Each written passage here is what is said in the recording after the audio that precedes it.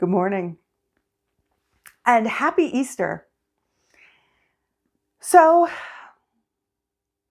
every now and then,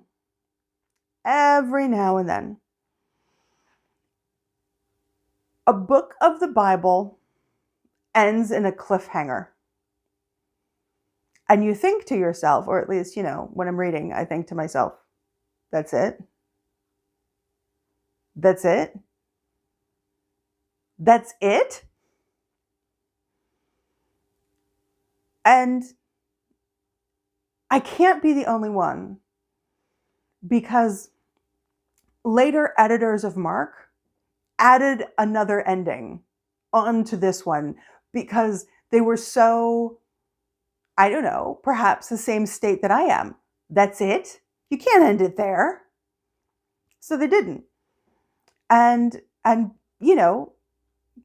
biblical scholars agree, I'd say 90%. Biblical scholars never agree on anything 100%.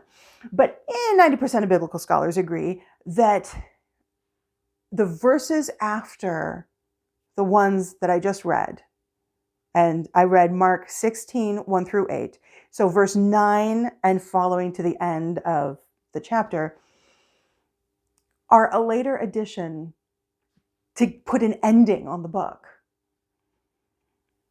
And if you read the book of Jonah, which is a very, very short book, it also has a bit of a cliffhanger. And if you read the Acts of the Apostles, it also has a bit of a cliffhanger, though you might not realize that it is a cliffhanger. But each one kind of ends in a sort of,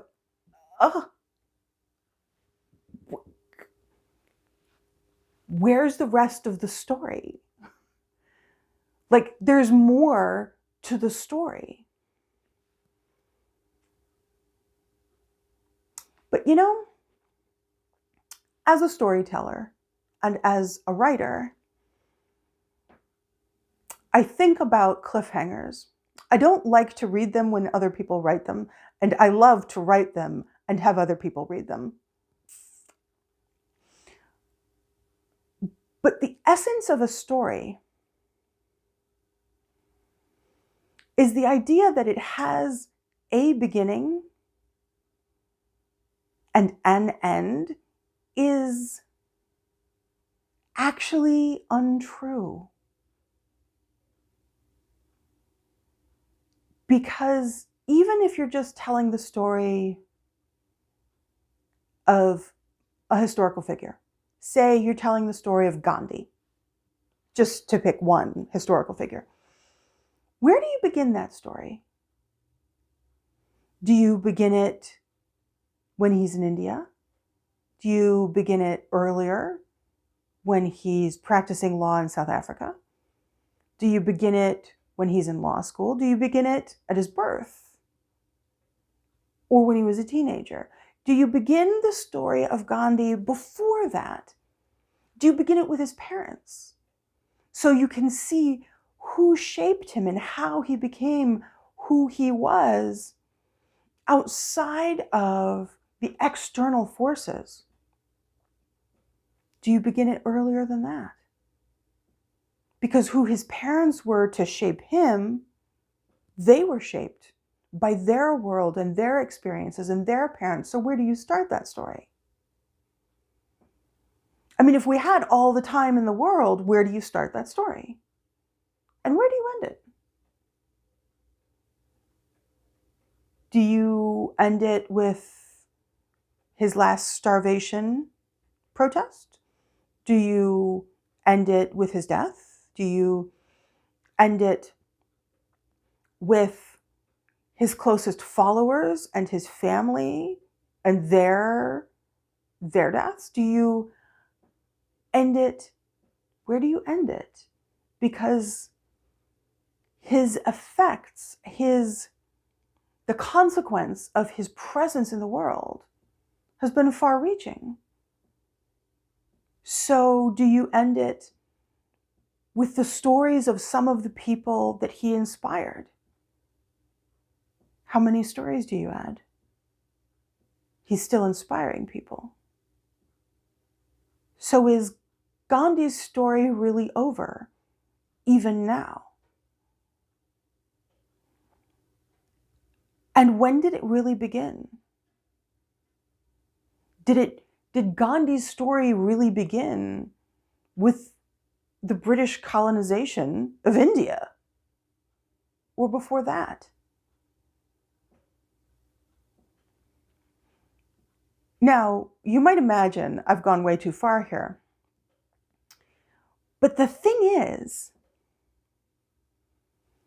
if you're looking to tell a story, you really do have to decide where to start it and where to end it. And the Gospels had these issues as well. Because the Gospel of Mark begins the story at Jesus' baptism, not his birth. And the Gospels of Luke and Matthew start the story not at his birth, but with the conception and his lineage. Matthew has the lineage. And not even his conception, at the announcement of his conception. Oh, sorry, hitting my microphone. They begin not with the birth, but the announcement of his conception, and one of them begins with his lineage that goes back to Adam. And that's where Matthew has a lineage, that's where Matthew starts Jesus' story. Properly, it begins with Adam.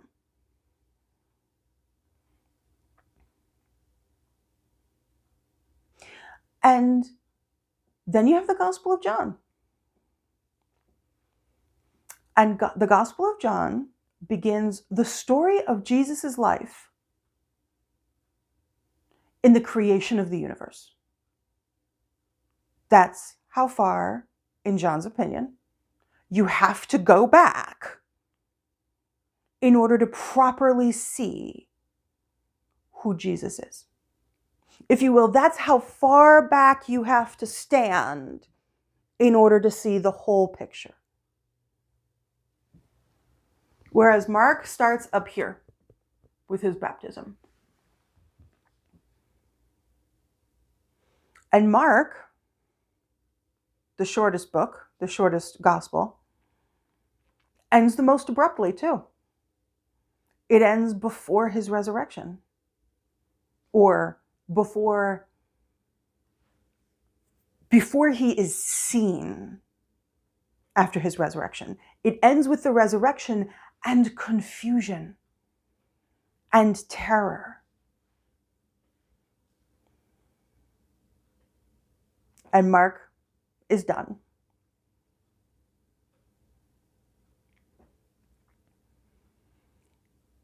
And you might think to yourselves,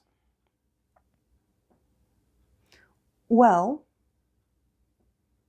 like Gandhi, Jesus' story, is it really finished? I don't think the writer of John would say it's finished, because the writer of John began Jesus' story at the creation of the universe. Just before the creation of the universe, before anything else was, there was the Word, which is Jesus. And so where does the story really end?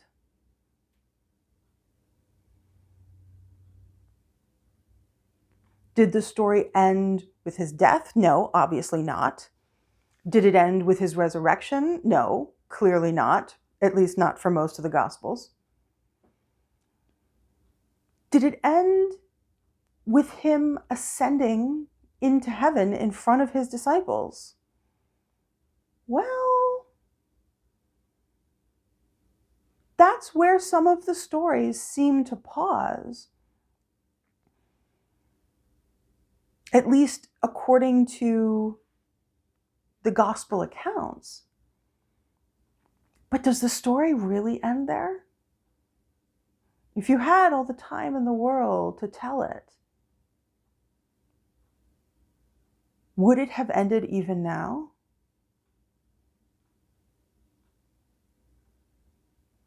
Would it not still be continuing even now? Certainly, Jesus' influence is still felt far and wide. He is a much debated figure, at least among Christians. Not that we actively debate him, but we believe very different things about him and very different things about God.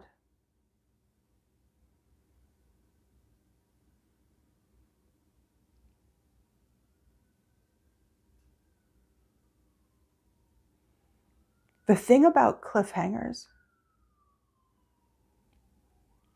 is that the story continues. You just don't know what's going to happen next.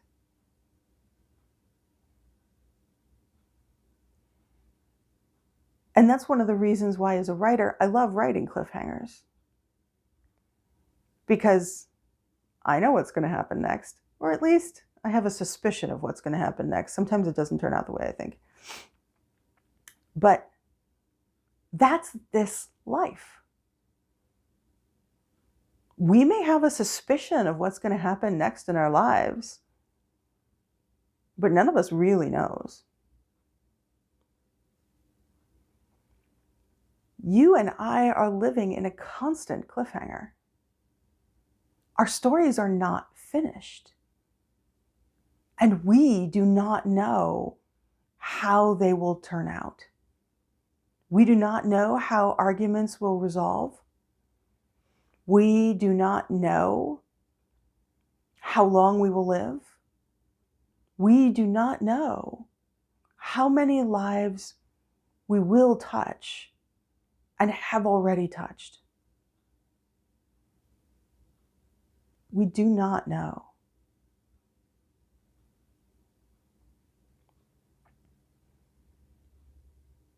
And God is writing our story with us right now. And whether or not someone else would have ended it at our last birthday, or another author would continue it 30 years after we die, that doesn't actually matter. What matters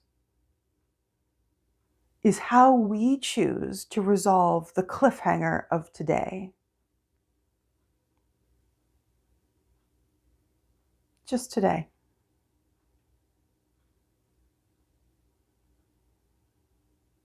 Amen.